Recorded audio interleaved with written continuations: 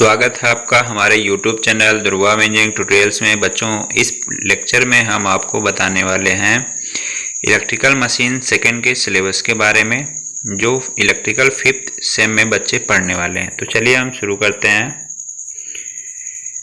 देखिए, detail content में हम ये बताएंगे आपको कि कौन कौन सा टॉपिक आपको इसमें पढ़ना है। तो सबसे पहला जो टॉपिक होगा आपका 25 पीरियड्स के होंगे, लेक्चर्स लगेंगे, वो होगा 3 फेज इंडक्शन मोटर का, जो एसी मोटर है। और अब इसमें क्या क्या पढ़ना है 3 फेज इंडक्शन मोटर में। Production of rotating magnetic field in 3 phase induction winding, जो मोटर में वाइंडिंग होती है उसमें रोटेटिंग मैग्नेटिक फील्ड कैसे जनरेट होता है, ये पढ़ना है। Salient construction features of squirrel cage and slip ring 3 phase induction motors, इसके कैसी बनावट है और स्क्विरल के जो मोटर होती है, स्लिप रिंग मोटर होती है, वो किस तरह से होती है, ये पढ़ेंगे आप इसमें। नेक्स्ट आपका principle of operation slip and its significance, ये कैसे काम करती है, इसका ऑपरेशन क्या है, इसमें स्लिप जो होती है उसको हम कैसे निकालेंगे, उसका क्या महत्व है। Locking of rotor and stator fields, rotor और स्टेटर फील्ड्स में लॉकिंग क्या होती है, इससे क्या इफेक्ट पड़ता है मोटर पर। Rotor resistance, inductance, EMF and current. उसके बाद में relationship between rotor copper loss slip and rotor input power, इसमें आपको क्या पढ़ना है कि जो रोटर में कॉपर लॉस मतलब बाइंडिंग में जो लॉसेज हो रहे हैं, और स्लिप है और रोटर इनपुट पावर है, जो इनमें क्या रिलेशन है। नेक्स्ट है power flow diagram of induction motor, factors determining the torque. Next है torque slip curve, stable and unstable zones, ये टॉपिक जो बहुत ही इंपॉर्टेंट है, जो एग्जाम में हमेशा यहाँ से पूछता है क्वेश्चन, टॉर्क स्लिप कर्व और स्टेबल एंड अनस्टेबल के बारे में। Effect of rotor resistance upon the torque slip curve, double cage rotor motor and its application. ठीक है। नेक्स्ट है आपका starting of 3 phase induction motor, dual starter, star delta starter, auto transformer starter, ये तीनों starter के बारे में आपको डिटेल में पढ़ाया जाएगा और यहाँ से भी एक क्वेश्चन फॉर्म होता है। Causes of low power factor of induction motor, जो इंडक्शन मोटर है उसमें लो पावर फैक्टर क्यों होता है, इसको बताया जाएगा इसमें। Testing of 3 phase motor on no load and block rotor test and to find efficiency. Next है method of speed control of induction motor, induction motor की स्पीड को हम कितने तरीकों से कंट्रोल कर सकते हैं, ये पढ़ाया जाएगा। Harmonics and its effect, cogging and crawling in induction motor, induction motor में ये इफेक्ट होते हैं, कॉगिंग और क्रॉलिंग का क्यों होता है, इसको कैसे हम दूर करेंगे, ये पूरी जानकारी आपको इसमें बताई जाएगी। Specification and rating of induction motor, induction motor की क्या रेटिंग होनी चाहिए, क्या स्पेसिफिकेशन होना चाहिए, ये भी बताया जाएगा। नेक्स्ट सिंगल फेज मोटर, अब हम 3 फेज मोटर पढ़ने के बाद में क्या पढ़ेंगे, single phase motor. Single phase motor में क्या होगा, केवल और केवल एक ही, इसमें केवल क्या होगी, एक सिंगल फेज सप्लाई दी जाती है, तो ये कहलाता है सिंगल फेज इंडक्शन मोटर। ठीक है। इसके बाद में हम पढ़ेंगे, ठीक है, नेक्स्ट हम पढ़ने वाले हैं इसका क्या यूज होगा, सिंगल फेज जो इंडक्शन मोटर है उसका यूज क्या होने वाला है, उसको हम पढ़ने वाले हैं। ठीक है। इसके बाद में हम पढ़ेंगे nature of field produced in single phase induction motor, double revolving field theory, ये डबल रिवॉल्विंग फील्ड थियरी जो है इसका क्या प्रभाव है सिंगल फेज इंडक्शन मोटर पर, ये पढ़ेंगे। नेक्स्ट है स्प्लिट फेज इंडक्शन मोटर, वही सिंगल फेज है।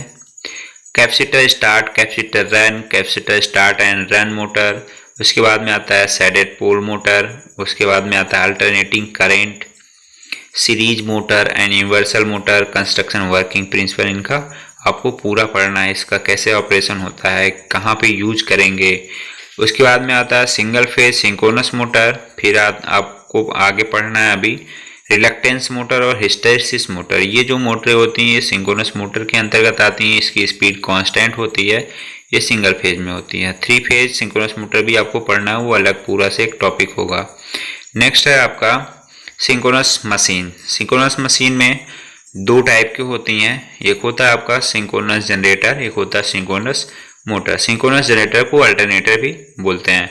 तो इसका हमें क्या करना है, main construction features of synchronous machine including commutator and brushless excitation.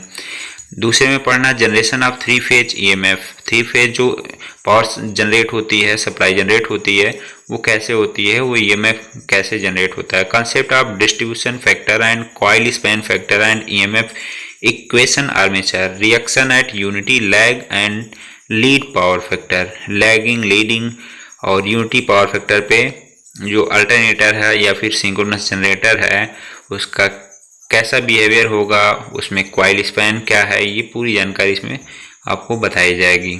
Next है equivalent circuit diagram of synchronous machine. उसके बाद में concept of voltage regulation, determination of voltage regulation, synchronous impedance method. उसके बाद में है operation of single phase synchronous machine independently supplying a load, concept of infinite bus bar, need and necessary condition of parallel, operation of alternator, synchronising and alternator synchronoscope method से। ये बहुत important होता है जो एग्जाम में पूछा जाता है। Operation of synchronous machine as a motor, its starting method. कैसे हम सिंक्रोनस मशीन को स्टार्ट करते हैं, इसका यूज कैसे हम मोटर की तरह करते हैं, ये पूरी जानकारी इसमें दी जाएगी। Effect of change in excitation of synchronous motor, V curve concept, synchronous condenser, concept of a cause of hunting and its prevention. Hunting क्या है, इसके क्या कारण है और इसको हम कैसे दूर कर सकते हैं, ये पूरी जानकारी इसमें बताई जाएगी। Specification, rating and cooling of synchronous machine. Cooling बहुत ही जरूरी होता है किसी भी मशीन के लिए, कूलिंग नहीं करेंगे तो वो खराब हो जाती है बहुत जल्द ही।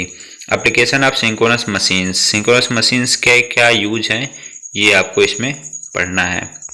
नेक्स्ट है आपका special purpose machine. Special purpose जो मशीन है इसमें इसका construction, working principle, application, linear induction motor, stepper motor, उसके बाद में AC servo motor, submersible motor, ये पूरी मोटरें आती हैं स्पेशल पर्पज मशीन के अंतर्गत में। इसके बाद आपको प्रैक्टिकल में क्या करना है वो देख लेते हैं। ये प्रैक्टिकल जो आप देख रहे हैं इसी में से आपको अपने फाइल पे बनाना होता है, आपके अपने कॉलेज में करवाया भी जाता है प्रैक्टिकल। तो पहला है determination of efficiency by a no load test and block rotor test of an induction motor. दूसरा direct loading of an induction motor, refer BIS code के अनुसार। भारतीय ये BIS कोड जो होता है ये निर्धारित करता है कि मोटर कैसी है, ठीक है, कितना इस पे लोड देना है। Determination of effect of rotor resistance on torque speed curve of an induction motor. Next इसमें क्या करना है आपको, ऑब्जर्व करना परफॉर्मेंस सीलिंग फैन का सिंगल फेज जो इंडक्शन मोटर बोली जाती है विदाउट कैपेसिटर, उस बिना कैपेसिटर लगाए उसका क्या बिहेवियर है, क्या परफॉर्मेंस है वो देखना होगा। नेक्स्ट है determine the effect of change in capacitor on the performance of single phase induction motor. यदि हम कैपेसिटर के परफॉर्मेंस कैपेसिटर को लगा करके हम ये चेक करेंगे कि सिंगल फेज इंडक्शन मोटर का क्या परफॉर्मेंस रहने वाला है और उसके जो स्पीड है, जो डायरेक्शन है चलने का, वो भी हम कैसे चेंज कर सकते हैं कैपेसिटर को लगा करके, ठीक है। तो ये रहा ओवरऑल मेरा सेशन। अगर आपको अच्छा लगा हो तो इस वीडियो को लाइक और हमारे चैनल को सब्सक्राइब जरूर कीजिएगा। Thank you for watching this video. God bless you all.